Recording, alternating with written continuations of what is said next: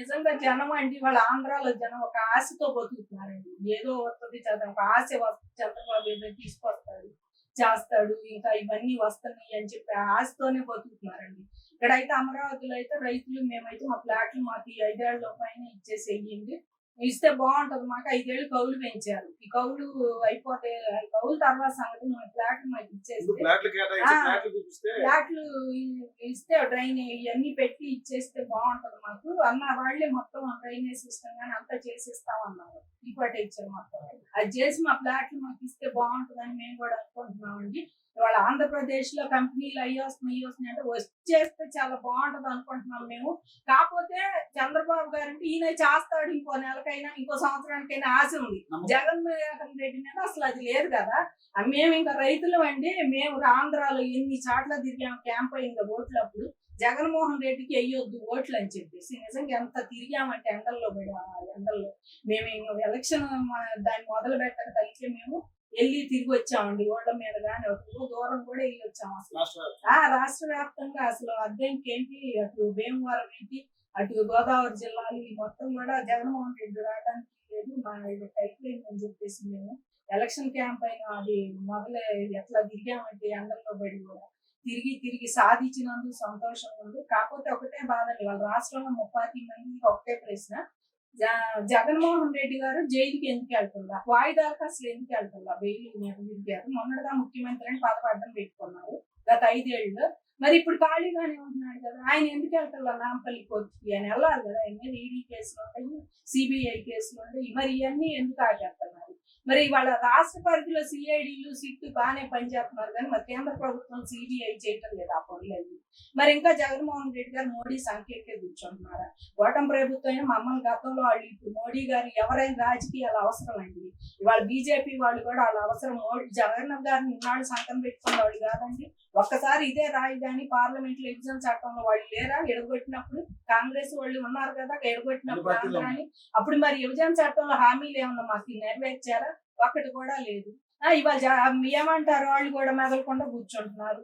సరే ఏదో ఒకటి ఇప్పుడు కలిశారు, ఏదన్నా ఇస్తారని ఆశ ఉంది. కానీ ఏది ఇచ్చినా ఏది చేసినా నెక్స్ట్ 5 ఏళ్ళు జగన్మోహన్ మళ్ళీ ఎవరు వస్తారో తెలియదు. దానికి ఏంటి సొల్యూషన్? ఇదే ఎవరైనా పక్క రాష్ట్రం పక్క వాళ్ళల్లో భూములు ఇవ్వాలన్నా కూడా బాబు గారికి ఎవ్వరు ఇవ్వటానికి వెనకాడండి. కాకపోతే వాళ్ళు ఏంటంటే నెక్స్ట్ సీఎం మీరైతే మాకు ఇబ్బంది ఏం లేదు, మళ్ళీ ఇంకో జగన్మోహన్ మేమైతే ఉండదని అనుకుంటున్నాను. ఎందుకంటే ఈ మద్యం స్కామ్ ఇవన్నీ చూసిన తర్వాత ఉండదని అనుకుంటున్నాము. కాకపోతే వివేక హత్య కేసులో అవినాష్ రెడ్డి దాకా రాకుండా ఆపేశారు కదా మధ్యలోనే, అసలు ఇక దాన్ని మొదలు చివరి లేకుండా.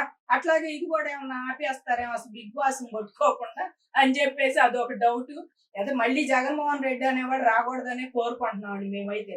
ఎందుకంటే ఆయనకి అసలు పరిపాలన చేత కాదు, కొడుకుగా అన్ఫిట్టు, అన్నగా అన్ఫిట్టు, రాష్ట్రంలో ప్రతిపక్ష నాయకుడిగా కూడా అన్ఫిట్ అయ్యావు. నువ్వు కూర్చొని ఎక్కడో కూర్చొని ప్రెస్ మీట్లో అసలు అవి చూసుకుంటా ఇవి చూసుకుంటా తప్పులు తడగని రాసి ఇచ్చాడు.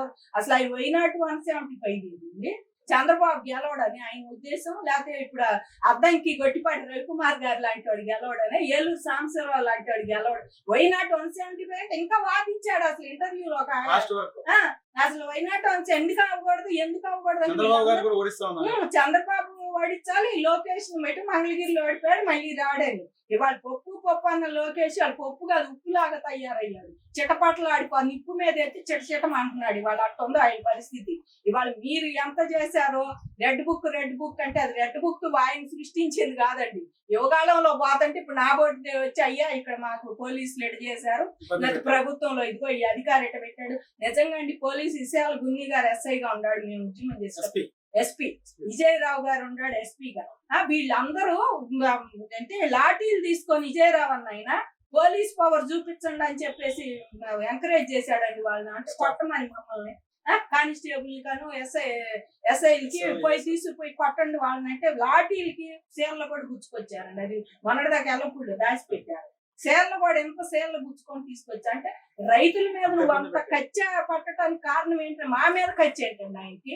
అంటే పొలం నేను ఈమన్నాని అనుకో, వీళ్ళు ఎందుకు ఇచ్చారు, నేను ఈమని చెబుతా.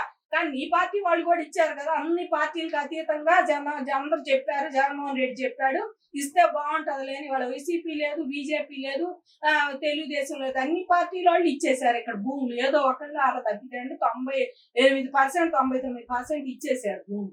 ఇచ్చేసిన తర్వాత అంటే నేను ఏమన్నానే అనుకో, అసలు వీళ్ళు ఎందుకు ఇచ్చారని చెప్పి నువ్వు మా మీద ఖర్చు పడతావా?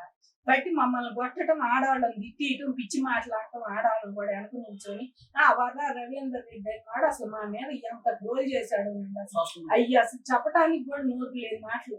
చేస్తే మేము ఇక్కడ డిఎస్పీ గారి దగ్గర కేసు పెడితే డిఎస్పీ గారు పక్కన పెట్టాడు ఆ కాగితం, పక్కన పెట్టేశాడు. అసలు దాన్ని ఒక్క రోజన్నా ఏందండి మొన్న కేసు పెట్టాము అంటే చూస్తున్నాం అమ్మా అన్నాడు. ఇక అదే జవాబు. అదేమన్నా మా మీద కూడా కేసు పెట్టాం, ఎక్కడ అంటాం తీసుకురావటం, బస్సు తీసుకొచ్చి మమ్మల్ని అందరినీ ఎక్కించు ఇక్కడ చావదానంటే మమ్మల్ని ఎక్కువ పెద్ద కోరపాడు తీసుకుపోయే వాళ్ళండి కేసు స్టేషన్ వచ్చేదా.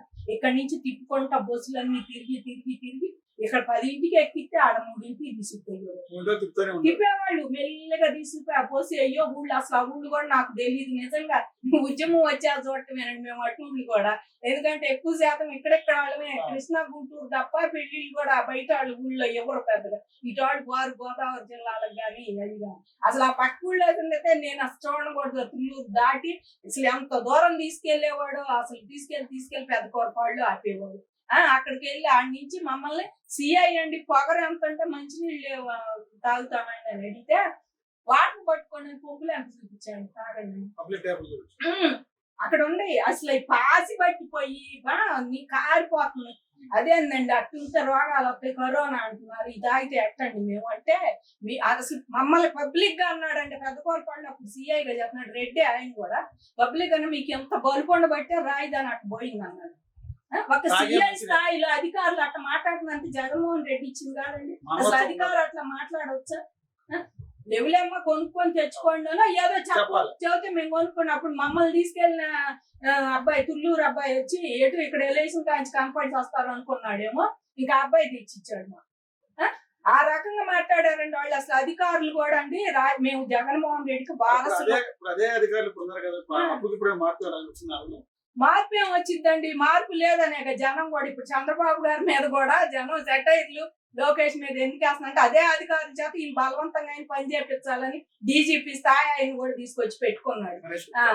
పెట్టుకుంటే మరి వాళ్ళు కూడా ఏదో చేస్తున్నారని మళ్ళీ మార్చినట్టున్నారు. అట్లాగే వీళ్ళకి అదే అధికారిని తీసుకొచ్చి బాబు గారికి ఓ పేరు ఉంది వెనక, అదంతటి అధికారిని అయినా ఈ లొంగ తీసుకొని పనులు చేయించుకుంటారు ఈ చేతని. కానీ ఇప్పుడు జగన్ కింద చేసిన తర్వాత ఎవరు ఆ స్టేజ్ లో లేరండి. రాజశేఖర రెడ్డికి జగన్మోహన్ రెడ్డి చాలా తేడా ఉందండి. ఆయన ఉన్నప్పుడు ఏదో రాజకీయం ఎంత కాదన్నా పనులు ఆపేవాడు కాదు. ప్రజలకు ఏదన్నా అవసరాలు అంటే ఆయన అసలు ఇంత కచ్చ ప్రజల మీద ఈ రకంగా పెట్టుకుంటే ఆయన ఉండేవాడు. అన్నాడు మళ్ళీ గెలిచాడు కదా ఆయన రెండోసారి.